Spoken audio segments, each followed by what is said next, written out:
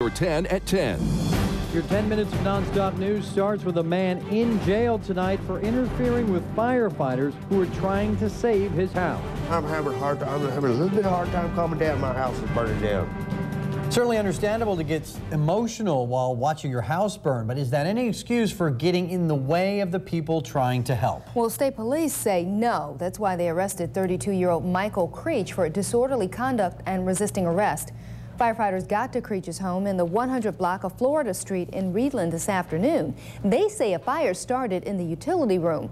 Fortunately, Creech's family, including his girlfriend and 2 young children, had safely made it out of the home when Creech got there. But Creech was still clearly upset when he exchanged heated words with first responders. Tonight, Creech is speaking out from jail. Local 6's Gabriel Roxas joins us now. Gabriel, what does he have to say for himself? Paula, Creech admits he was upset, but he says this is the second time in a little over 2 years that his home is burned down, so it's only natural that he was excited. But first responders say he crossed the line. This is not what usually happens to homeowners when their house is on fire, but it happened to Michael Creech. I was freaking out. You know, they're telling me to calm down. I'm having a little bit of hard time calming down. My house is burning down. Creech arrived to watch his home burn after his girlfriend called him at work.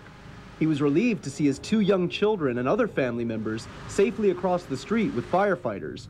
But he ignored pleas to stay back, making his way toward the house, where he was able to get his dog from his backyard.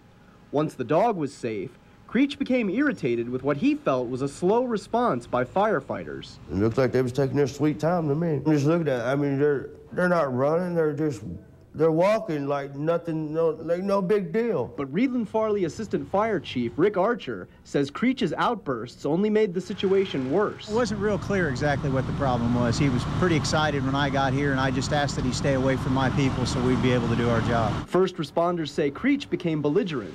That's when state police took action. One of them was trying to grab me and twist my arm behind my back, and then this other one comes down and throws me down on the ground, puts his knee in my back.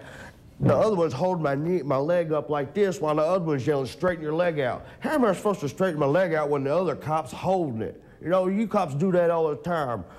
Y'all need some sense. Yeah, the police intervened, which they did their job, which allowed us to be able to do ours. Firefighters say it's not uncommon for victims to get excited, but it's important to stay out of the way of those who are there to help.